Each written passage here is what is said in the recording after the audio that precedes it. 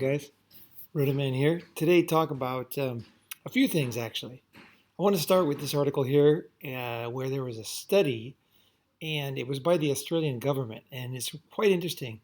And I want to give you my take on this. Okay, because I don't think it's being properly explained here. Okay, so basically, they did a study and the result was they found that more men were hired in a gender blind application process. So if there was no sex, men or women, on the application resume, more men got hired. Okay, so that's the title. Now let's go deeper into it here. It's an initiative by the Australian Public Service. So any of these kind of government organizations have very specific goals. They have targets, right? So what is the target of this particular goal? Okay, so basically the target of this uh, group was to push more women in senior position jobs. Okay, so that was the goal. So I would say behind the goal would be the assumption that women are being discriminated against. Okay, so let's go back to the basic reason for this group. So this is the logic here. The logic is that women are being discriminated against, and so we need to spend money and we need to spend energy and time in the government to correct this, right? So women are not, they're being discriminated against. So that's what the whole thing was based on. Okay. And so now the result of it, and this is the interesting thing about studies, is that when you study something, you have to, obviously take the results into consideration, right? So and the government should also obviously take things into consideration because if you have an assumption that's proved wrong or there's complications or it's a little different than what you thought, then obviously you need to change. So let's look at this. And I want to this is a great example because even this article doesn't really nail it for me. So what they found was when they take off male or female, the men were 3.2% less when they put it on, when they put the male on there, they had 3.2% less likely to get the job. And when they add female, it was 2.9% more likely that the women would be hired. So what we have here is really shocking. And this is what is not really written in this article is that the whole point of this government group was to help women who were being discriminated against. Now, the result when you do a blind test is that not only is that not true, so a group like this that is funded and founded on a misconception or a misunderstanding should be immediately dissolved. In other words, if there's a group and they're trying to, let's just say, protect sharks, they think there's not enough, sharks are being killed and there's not enough of them, right? So they make a government group and it's funded to save the sharks.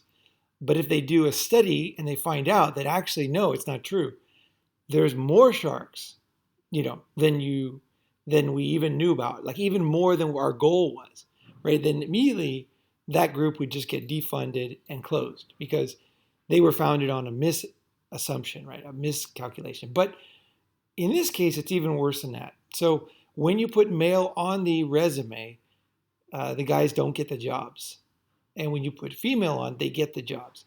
So what if if a government was trying, if the Australian government in this case was honestly trying to correct a problem, which is obviously what they say that they're doing here, then you would immediately think, oh, wait a second, we were actually had it totally wrong. It's not that women are being discriminated against, it's that guys are being discriminated against, right? So that's the obvious conclusion here. There's no other way to look at it. Guys are being discriminated against based on their sex, even though they have the skills and they would be hired on a higher percentage if they weren't mentioned, right? And also, this is really important because it's been proven, I don't have the exact study with me right now, I talked about it in a previous video, was when you put male or female on a student's test in school for students in the United States, they get, I think, 20% lower grades if they're male. So forgive me if it's not the exact percentage. It's significant, and they get lower grades. Again, it's higher than this 3.2%. It's a significant. They get lower grades when they are male. So males are being discriminated against in school, which is not that surprising considering there's 70% of teachers are female, right? So that's not that surprising that they would prefer females, right? But here we have, so not only from birth through education process, we have males being proven to be discriminated against. Because when you take the male or female off the test, it doesn't get any more obvious than that, right? It's like that's as obvious as it gets. If you take a resume and you don't say he's black or white, and you find something out, it's very clear. So men are being discriminated against from birth, from education, the beginning. We're talking about primary school, all the way up to when they get jobs. So why is this group, why does the Australian Public Service still exist? I just take it that from reading this, because what they're saying here is, I'll just read here, researchers assumed that removing gender identifiers from an application would make it easier for women to obtain employment in senior positions that have been traditionally dominated by men. We anticipated this would have a positive impact on diversity, making it more likely that female candidates and those from ethnic minorities are selected for the shortlist. Professor Michael Hiscox, a Harvard academic. We found the opposite, that de-identifying candidates reduce the likelihood of women being selected for the shortlist. So what did he say? He warned governments and companies to consider the real possibility that gender-blind hiring processes may actually lessen equality in the workplace. Okay, so instead of saying like, holy moly, we have discovered, we're in the business of discrimination, right? That's what he is in the business of, right? If people are being discriminated against, he's in the business of correcting it, right? But what he found was that there was discrimination, right? Very, very clear discrimination. But what was his conclusion? We should hit pause and be cautious about introducing this as a way of improving diversity, because it can have the opposite effect. Okay, so what the fuck? I mean, the whole thing should go out the window. Like, basically, they're trying to push something through that's not true, and the opposite is true, right? And instead of saying, whoa, holy shit, we were wrong. This is just absolutely madness. And this is the world that guys find themselves being discriminated against, but having their jobs, despite the fact that guys have to do more, be better, be smarter, work harder to get their jobs. There are these groups who don't care. They don't care that the guys are being discriminated against, that it's harder for guys. They have to work harder because they're male. They have to study harder, take less time, for fun. And they're being discriminated against. And not only are they not going to improve this situation, they're going to actually keep fucking them over more. That's basically what he's saying here. We're going to keep fucking them over more, but this method of fucking guys over is not working. If we do this, then it will start to be more equal and fair. So we don't want to do that. Don't take the male and female. Leave male and female on there so that we can discriminate against guys and we know who to discriminate against. That's the only conclusion for this one. Okay, so I'm just kind of reading the news here and just kind of giving you guys my take. So why are Australian males not, and females too, protesting this? This is insane. This is beyond insane. It's very, very clear what should happen. This group should be, not only should they be disbanded, this guy, this Hiscox guy, should never be able to work in this business again or get paid, because it's obvious that he's biased, and he's proven it. Because even in a blind test, he's blindly just trying to discriminate. So why would you have someone who's not fair, who discriminates against people, in charge of an anti-discrimination group? It just doesn't make any sense. It makes sense in the sense that you don't care about the truth. You don't care about right or wrong. you don't care about people, and you just want to do something regardless of how it impacts or the reality of the original idea. If that is the case, which looks like it is, then they are correct. They should continue with their original assumption, right?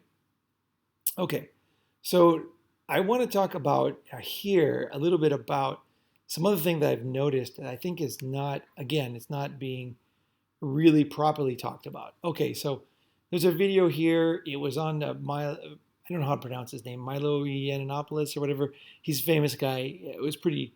He brought it to my attention, so I wanted to give credit, and I can put his name below. I don't know how to say it. So, but basically, what we have here is we have an 18-year-old girl. You can watch the video. I'll put it below, and she is being arrested for disorderly conduct, but she won't take it. She will not take it. She will not do what the police say. In fact, she mule kicks. She mule kicks the policeman, right? So she's kicking and fighting the police. But the interesting thing is that very interesting thing, the whole thing is interesting because, okay, sometimes it's the sin of omission that makes things interesting, right? There's one thing is what's happening. The other thing is what should be happening or what usually happens, right? What usually happens when you're sleeping in front of a store in your car and the police come and try to wake you up is that they immediately do something. The police, they get on their, you're not supposed to be sleeping in front of the store, right? But if you watch this video through, the beginning is a little bit long, so you can go forward a couple of minutes if you want to. But it's very obvious that this policeman is like really treating this woman with kid gloves. He's not doing. If a male was in this situation, kicking the police, hitting the police, running away from the police, disparaging the police, using vile language against the police, not cooperating with commands, then it's obvious that, just from what do you guys think? If you do this to a policeman, what is going to happen to you? So to me, what I see here, and I could be wrong, but what I see here is a woman who's being treated with kid gloves, and very much with kid gloves. She's not being handled the way a guy would be handled at all. And it's even worse than that. What I see here, and I would love to hear what you think, what I see here is a predator. We have a predator here. Now, let me fill the story in. After this arrest, okay, she accused those police officers in the video, which you can watch the whole thing, of molesting her, sexual, I forgot the exact term it was, but basically like, feeling her up, molesting her, right? And the only reason why, I don't even know, maybe there is an investigation going on, but this is a very common thing now. And I wanted to bring it to your attention that when women are arrested, they are accusing police officers of molestation. And there was one situation, there was one woman I read about, I'm sure you read about too, where she accused this cop, white cop, of forcing her to give him a blowjob. But there was only I think it was 10 seconds or something. He somehow took his pants off and then 10 seconds got a blowjob. But they proved that the way the police pants are, they can't take them off that fast. So it's not possible that he did that. But what's happening is it's quite convenient for women because they can say, I'm being molested, I'm being abused. So what would happen, let's just say theoretically, and if you're a police officer, if you have any friends or police officers, I'd love to have you forward this to the police, anybody who's in the business, and hear what your take is. Because what I'm seeing here is that women have an easy way out of speeding tickets. They've always had an easy way out of speeding tickets because my girlfriends in high school would flirt with the cop and they would never get tickets, whereas I would always get tickets. So everybody knows the girls get off, if they're cute, they get off for tickets because the police guy, if the police officer is a man, it's quite easy for a girl to talk her way out of it, right? Just, I don't have any stats on that, but I know I have plenty of girlfriends who tell me stories like this and they laugh about it. It's like, yeah, well, he's a guy, right? No problem, right? She gets out without I'm sorry, oh, I didn't know, that kind of thing, right? So that's a common thing, and I don't think anybody can disagree with that. And again, I'm not blaming women. If you give human beings an opportunity to do something, they will take advantage of it, right? So the burden would lay on police officers, but in this case, it's even worse than that because this girl is an 18-year-old woman, and she is being treated with kid gloves. She's kicking the officers. She's running away from the officers. She's putting down the officers. She's not letting them arrest him. And he's telling her like 40 times in the video. You can count if you want how many times. Like to comply, right? He's not like tasing her. He's not shooting her. He's not tackling her. He's not shoving her in the car with her head hitting the top of the car like they do with guys. She doesn't have bruises or, she's not, nothing is really happening to her. They're just standing around going, don't do this to us. Don't do this to us. Don't do this to us. That's my take. And the cops are basically, they don't have any power over her. She's more powerful than two policemen. The only reason why there's not a major investigation going on is the reason is because they have police body armor, or sorry, cameras. So because this is all on film, there probably will be a pretty quick, uh, you know, a result of the investigation because it's obvious they're not molesting her in the video, and she said they did while they're arresting her, right? So it's pretty obvious what's going on in the camera. So probably these false allegations, which I assume are false allegations, are not going to be proved true because of the camera. And that's what I read somewhere that because it's on film, her stuff doesn't hold water. So, but I think for you to think about as a guy and as a man, and if you're listening to this and you're a woman and you have sons or a husband and you care about, you have to think about what power this predator in this video has. There's almost nothing can stop her. The only thing that can stop her is two well-trained policemen, because they're obviously well-trained. If you look at the way they talk and their result, I mean, they are very like professional and very careful about everything they say to her and do to her.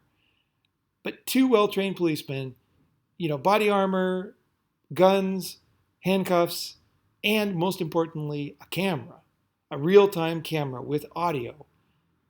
And they are the only thing that can even come close to an 18-year-old woman today. That's the kind of power that women have. That's what society has given them. And so, what is the result of this? I can tell you almost for sure what's happening. And I would love to hear from some policemen. But whenever every business calculates cost and they calculate risk. And I know I've had many businesses, and if I know that it's going to be very difficult and expensive to do something, even if I know it's right, I just can't do it. I can't afford it, right?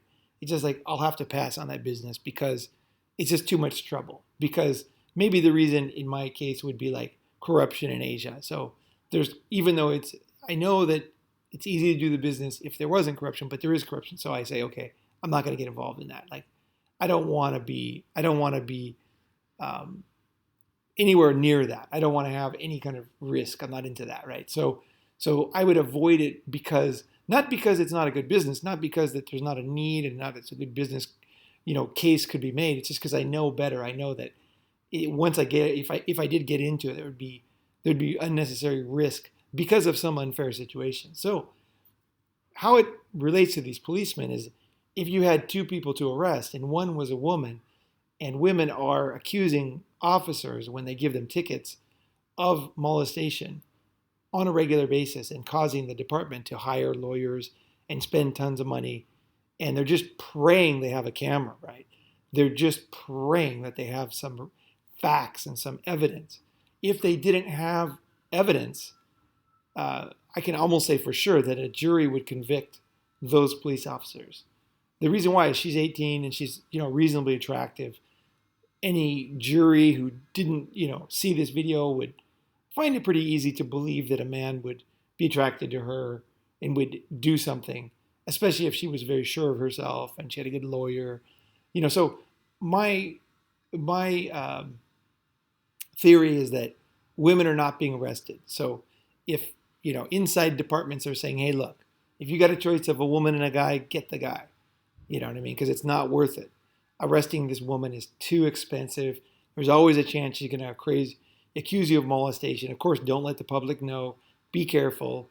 Try to look fair as much as you can, but we can't afford any more of these cases, especially when they're false allegations. Like we've already fought, 6 of these cases. They cost us X amount of money.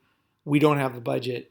We can't afford it. And also the police, they don't have the capacity to change the law. So they're really in a bind, right? And the thing is, this isn't about the police. I'm no fan of the police. You have to imagine your son dating this woman.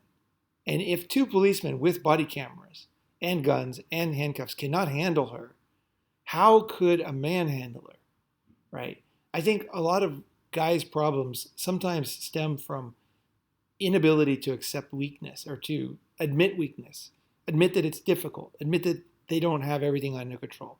But I can tell you right now that this type of woman would be impossible to break up with. She's going to accuse you of molestation. She's going to accuse you of rape. She's going to do whatever it takes. She's an absolute demon, satanic beast, and will stop at nothing. And you can see it in this video. There's no sign that she's drinking or on drugs. This is the way she operates. She's absolutely incredulous that somebody would try to arrest her. She's like, you're not arresting me. And she's screaming for help from passerbys as if they're raping her, right? And, imagine if you're a teacher, her teacher, and you give her an F, right? And she comes in and talks to you. Like, what are you going to do? There's so many cases of this now. There was a great video in Japan where there was a girl was in the back in the storeroom with the manager, and she wanted to take time off. Right. It was all recorded. Everything was recorded. There was a camera. She didn't know that. There was a camera. And then she said, hey, I want some time off. And then he said, no, you can't have it. The manager said you can't have it. And so she started punching herself in the face and tearing her clothes off. And she said, well, I'll just tell people you raped me.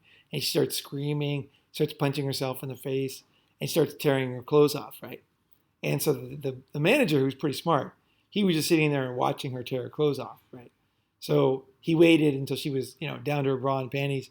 And then he said, hey, he points up to the camera and he said, this is all on camera. And in Japan, they're still, Japanese culture is still tied to reality at some level. So the girl gave up, right? She's like, oh, I'm caught. I'm busted. But a girl like this here, even with that camera, she would continue. And she would say, she felt under pressure, she would have some excuse. She would continue. Watch this video and you tell me if this girl would not even continue, if she could, and try every dirty trick she could. Absolute demon, absolute danger. This girl is a good excuse because for staying away from Western women, because this is what feminism has created. And you don't stand a chance against this girl. Don't kid yourself.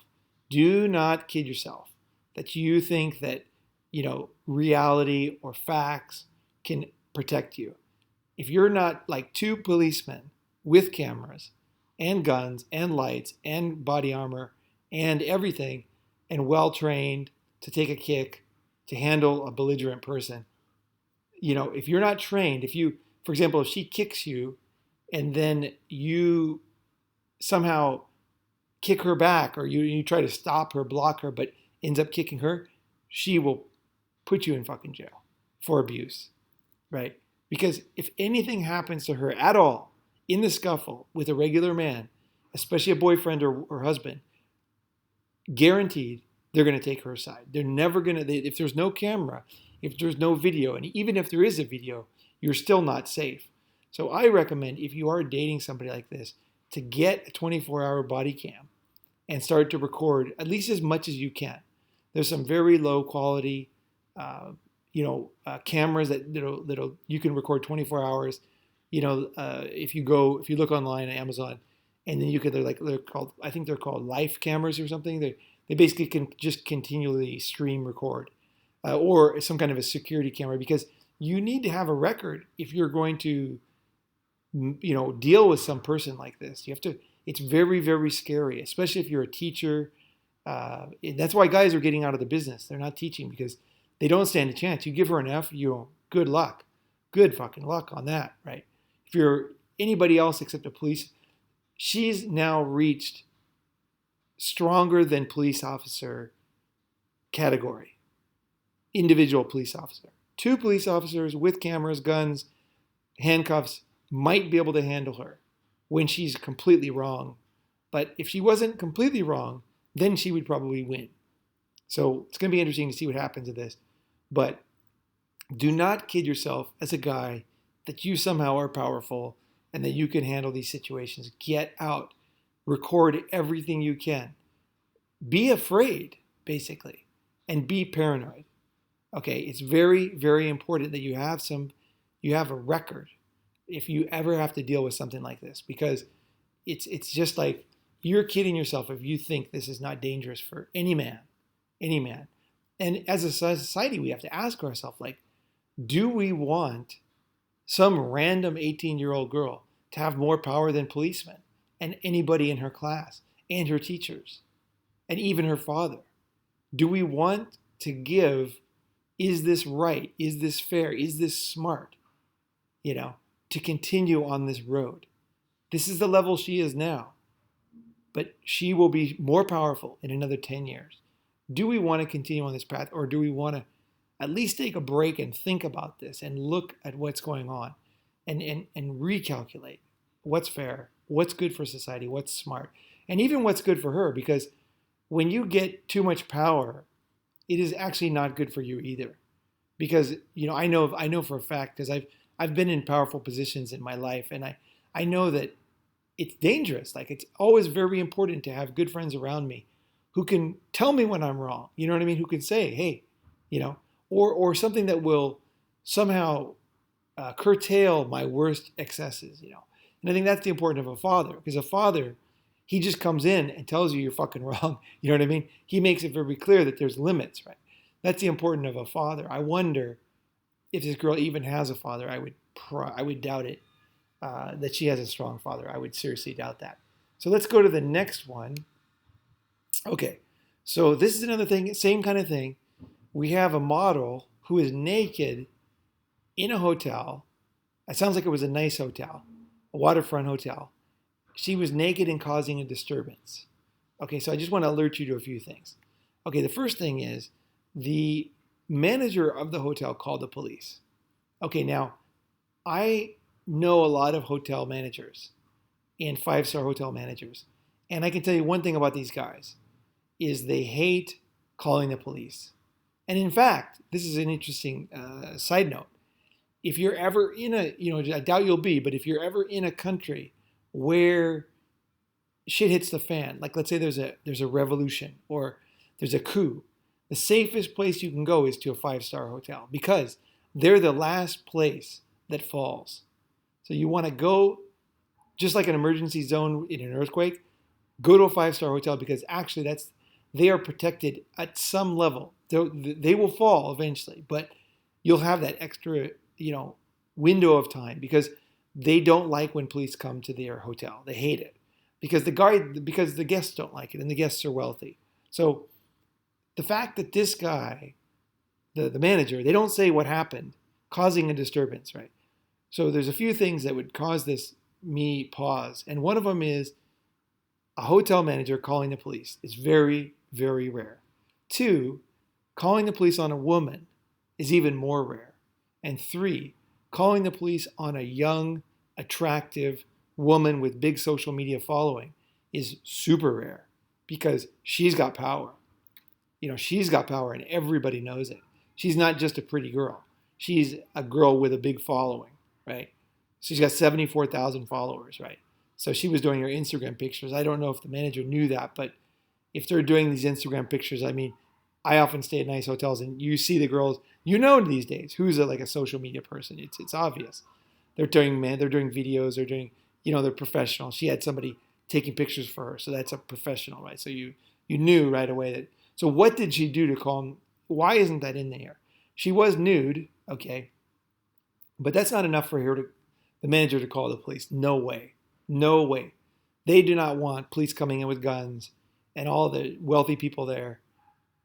Nobody likes that. They're going to do, unless she's doing something. She did something. This woman did something. So again, this is another case of a young woman with almost unlimited power. So what happened when the police came?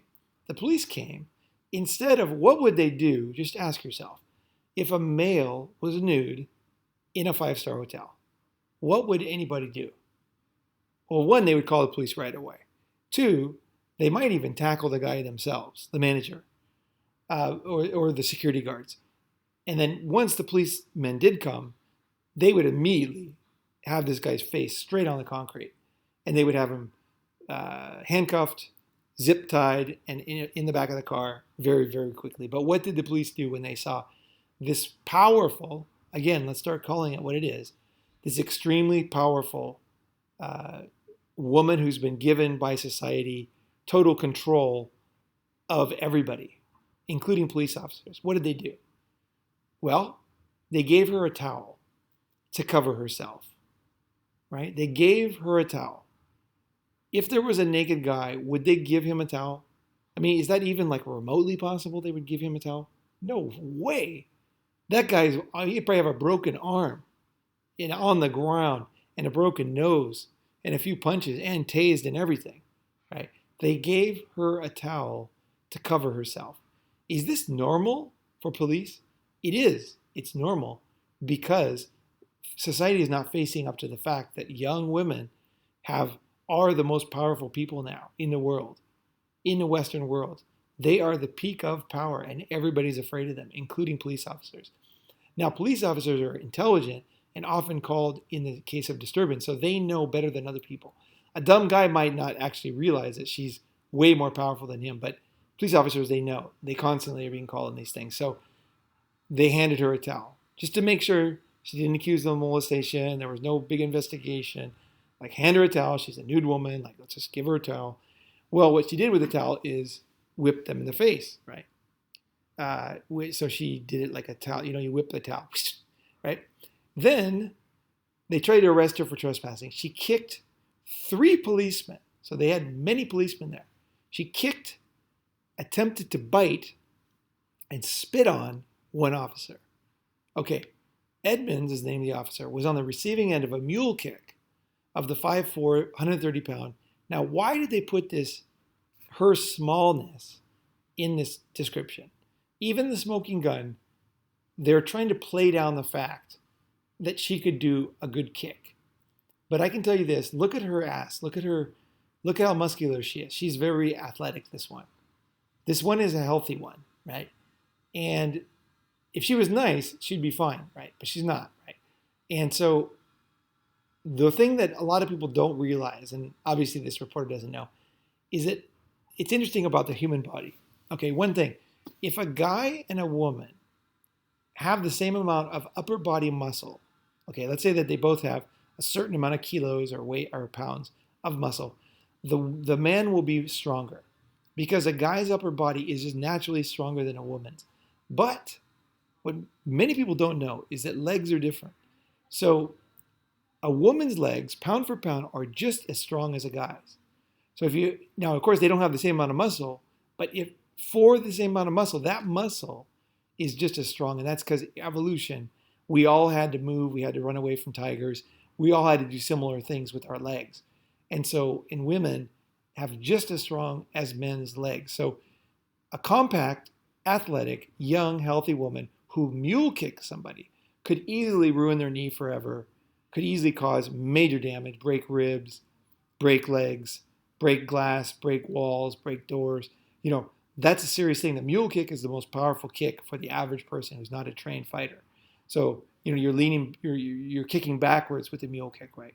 So he's lucky he can still walk. He's not injured because he obviously is like just treating her with kid gloves. And Harrison, next thing you know, she's like mule kicking the guy, right? So, Jesus, it's scary as hell, right? So now she was finally arrested, right?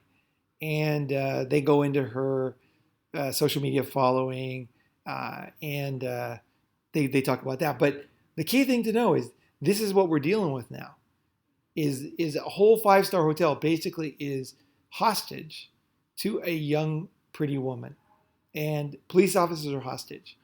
Men, we already know, all of us have no hope against a young woman with the power that society has given them, right? But this is how bad it is. Like a five-star hotel, she can cause the whole place to go down in flames. Cops come, they can't do anything. It's a huge scene. You got wealthy guys there. They don't like this kind of stuff, but the idea of patriarchy is that men and police officers control everything. This is the exact opposite. In real life, this is the exact opposite. And you could say this is white privilege for her or whatever, but she's Mexican. She's Mexican. She is a minority. So, maybe that's why they were even more careful. I don't know. But this is the most powerful thing. So beware if you're confronted with this type of beast, because you have no idea of the power she has. So be very, very careful when treading near this person.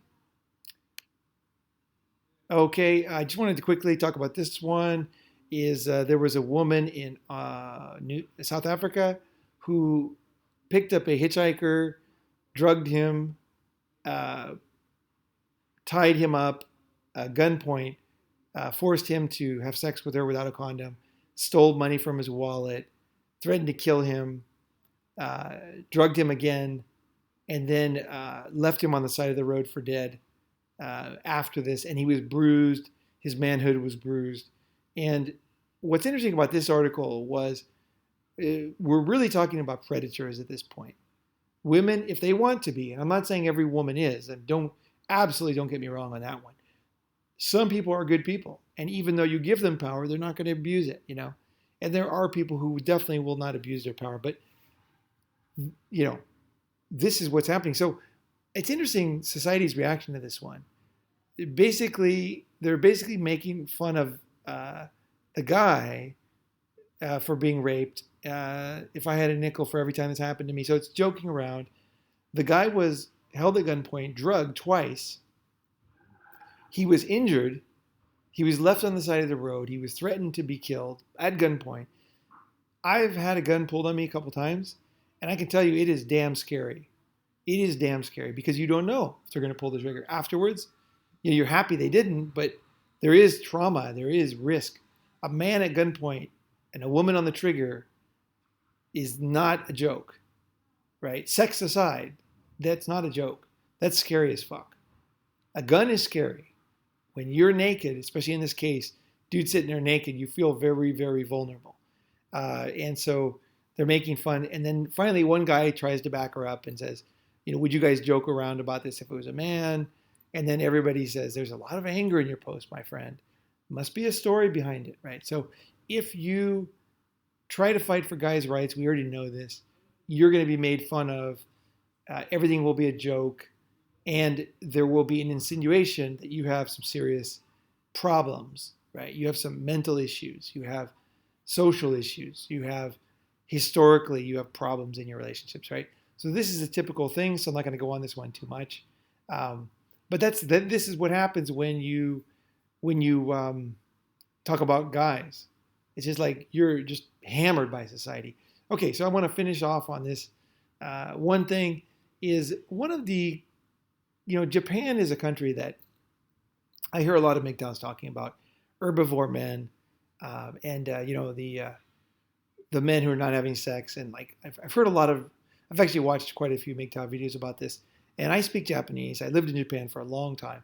I understand Japan. I have a lot of friends in Japan. I have a lot of Japanese friends here actually, and I can fact check a lot of stuff on anything related to Japan and herbivore men. So I'll do an interview. I'll do a podcast about that. I'll do an episode about that, but not yet. But I just want to say, I want to close on this one. Is in Japan, the idea is that I don't know what your impression of Japan is, but if most people read the news, they're going to have an idea that Japanese women are somehow not being treated fairly, that it's a slow country for women's rights. And that things are just not moving along at the same speed that is happening in other countries. And if you look at the numbers of women working, these are used. I'm going to totally destroy this in a future episode, but they're used to show like the obvious facts that women are being screwed over. But I want to tell you a couple things. That one thing the worst thing in Japan is rush hour. That's when everybody is heading to work. And if you have options, okay, so you will not go during rush hour. Okay, let's say that on Christmas a certain area is going to be super crowded, and the bathrooms are crowded. There's no food. You're going to avoid it during that period if you can, right? Now, if you only have one holiday a year, you might go ahead and go during that period anyway. But if you don't have a choice, then you'll do that. But if you do have a choice, you'll say, okay, let's not go there on Christmas night. Let's go there on the 24th, 23rd, or 26th, or let's avoid the massive crowds, right? You're going to go to the same place. You're going to do what you wanted to do, but you're going to avoid the worst time. And that's what happens with people in Japan. Anybody who has options tries to avoid going during rush hour because it's famously the trains are overcrowded, sometimes 400% of capacity. And I remember one time I was on a train in Japan. I got on a train. It was so crowded. It was so absolutely crowded this day that when I squeezed in and everybody squeezed out, my necktie was pulled off of my neck. It was tied, but I lost my necktie. It actually not only ripped it off me, untied the knot, and it ended up on the other side of the train. And I had to say, hey, does anybody have my necktie? After the doors closed. And then somebody found it, somebody had it, and they reached and they handed it to me over the people. That's how crowded Japanese trains can get. So naturally, men and women both try to avoid these most busy, miserable times to go to work, right? So if you have power, you will avoid it, right? So let's look at the reality of rush hour in Japan. Okay, so here's some pictures. I went online, I got some pictures. And these are just random pictures of rush hour. How many women do you see in this picture? Now, when women in Japan, when they get married, they quit their jobs. And I know it's often portrayed in the Western media as they're being forced to quit their jobs. And I'm sure that that is the case with certain people. But I can just tell you my experience in Japan was women, when they talked about they wanted to get married, and I would say, okay, well, what would you do? And they basically, when you boil it all down, they wanted to get married to me because then they could quit their job. That was the biggest thing. I was like, I don't have to go to work anymore, so I can be a housewife. And that's a goal of a lot of Japanese women. Again, not every woman and not everybody is the same in any country, but I've had women basically admit to me the reason why they want to get married is to not go to work, and especially not to have to go to work during rush hour, which is the worst time. So the people you're looking at here are the people who don't have options. They are forced to go to work every day like this. This is rush hour every day. It's not any different any other days. But how many women are you seeing here? Because this is where the rubber meets the road. The rubber meets the road is reality. Is you can talk about women have to do this, have to, but you can see when you look at a picture who is discriminated against, who is forced to do the ugly thing in life. We already looked before at a podcast. We looked at guys doing uncomfortable jobs that suck, right? Construction, dangerous jobs, oil drilling, things that were not fun and dangerous. You lose your fingers and this and that. But there's another issue is doing things at the worst time. It's my idea and my belief that in the worst rush hour, you will always see more men than women because men don't have choices. They have to work either to support themselves or to support their wives. So worldwide, in the worst times going to work, for white-collar workers, you're always going to see more men. So let's look at it. I don't know how many women are here. I think I counted before. I saw 9 or 10. But you obviously see about 100 guys. Let's go to the next picture here. Okay. So here's, I don't know what station this is, probably Tokyo Station. How many women do you see in this picture? And how happy do you see the people here? What do you see in this picture? I see, in the very front, you see the guy with the glasses, right, in the middle. He's not that miserable, but The more older guys, you can more see like, they're grinding away. The guy two over from him in the green, just absolutely giving up. He has to do this every fucking day of his life, on the way to work, on the way home, and he has to work his ass off because Japanese guys work their ass off. And when I first got to Japan, Asia in general, or when I went and lived in Europe, the first thing I noticed was the girls. Right, I was interested in the girls. I'm heterosexual, so that was my big focus. I didn't even notice the guys for a long time. But the longer I've been, getting older and seeing things, I have much more sympathy for men. I notice men more. I see them. They're not invisible to me. I see them. I can see their faces. I see their clothes. I see the choices they have. And you can see that the people without choices are men. And you can see it here in rush hour. They don't want to go at this time. If they had options, they would work flexibly. They would start work at 11 o'clock, not 9 o'clock or whatever time this is. If you look at the clock, it's 8:35, so it must be around 8, I'm guessing. Yeah, the next train is 8:35, and that's a far away train, so it might be 10 minutes before. Let's say it's probably 8:25. So these guys are going to work at 9 o'clock, right? So this is who has choices and who doesn't. Who has a charmed life and who has a miserable life in Japan. Here's some more pictures. Let's go through them. Another rush hour. Again, same type of thing. How many men do we see here? We see an ugly woman on the right. And I don't mean that in a bad way. I just mean it's reality. The less attractive women don't get married in every country. And so they don't have options. They have to work. This poor woman, she has to work. Meanwhile, if she has a pretty sister, it's less likely she's going to have to work because she'll get married and then she will, say goodbye to the company and she'll retire and become a housewife. And in the afternoon, go to the department store, right? And have tea and coffee and things like that. So if you go to a Japanese department store in the daytime, which Red Pill Germany did, you just see all women smiling, drinking tea. So reality is it's not about theory here. It's about reality. It's a reality of choices, reality of options, reality of difficulty, reality of happiness, reality of the misery.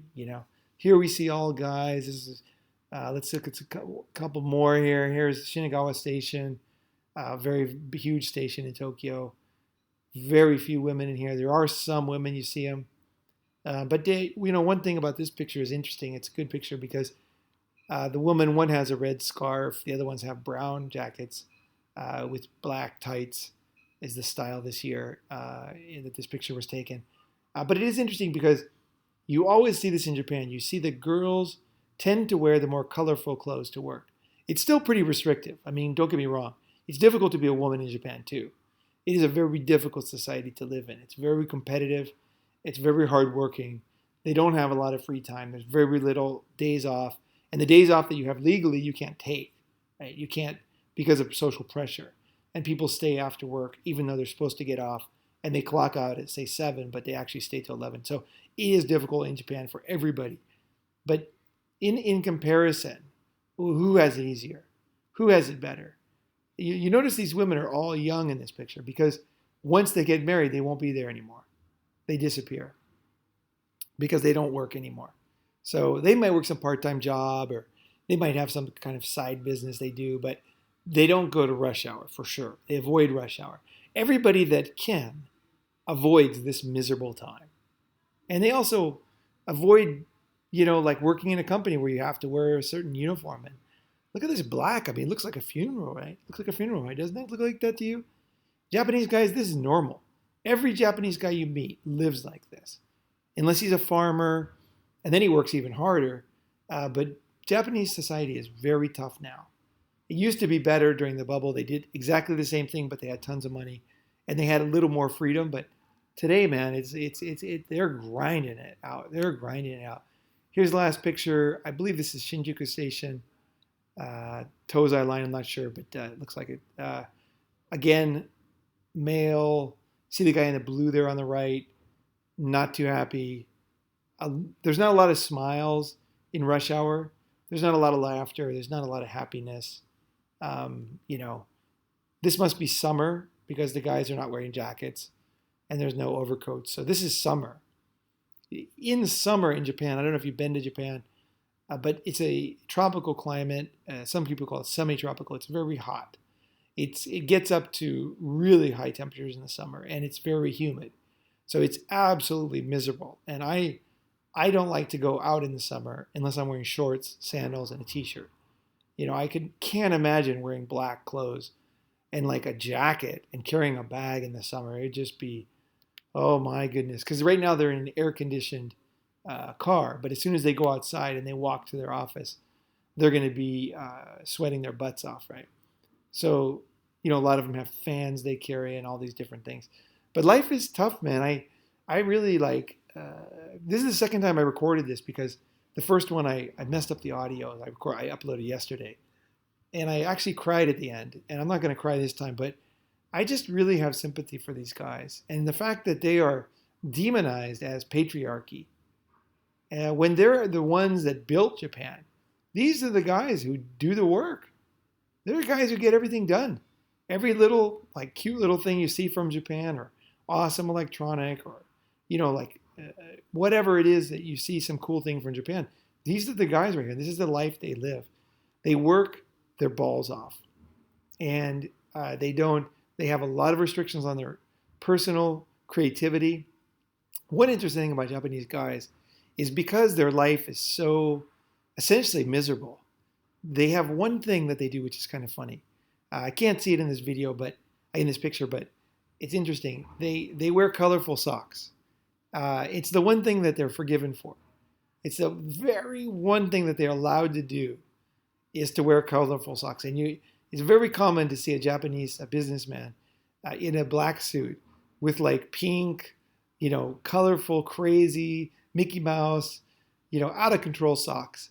It's because it's the only avenue of self, of expression that they have, and so they take full advantage of it. And in Japanese society, I guess they figure they've had enough, guys have had enough, so we'll just let them have this one way to express themselves, as long as it's just a sock, right? Can't be a tie, can't be a shirt, can't be a jacket, can't be shoes, socks. So it's accepted. And this is what guys are given. Women, you see all kinds of choices with clothes. And inside the office, once the girls get to the office, they change clothes and colorful. They walk around with high heels in the office. They do have some restrictions. Like I say, it's not like heaven for girls. It is tough, but there's no comparison. And especially when you consider the fact that they have the option of not working or not taking the worst jobs, not taking the worst times. So when you see these other guys, I guess what I want to pass this on to you. If you haven't lived overseas, when you see foreigners or guys not from your country, wherever you are right now, you see other men, notice them. Notice them. Notice the way they live. Notice things that you don't have in your country and the way that they're being discriminated, because it's all over the world. It's not just in one country. Men are disposable. They're disposable. They're forced into boxes. They're the ones who are making society happen. And they're also the ones being discriminated against, as we talked about in the beginning, and being blamed for discrimination at the same time. So it's like really the ultimate injustice is what's happening to guys in this world. So I notice these things. It bums me out. My heart goes out to these guys. And I can say this, when I first got to Asia, I would have never noticed these guys. I would have only noticed if there was a cute girl in the picture. But now my vision is much more broad. I see more things.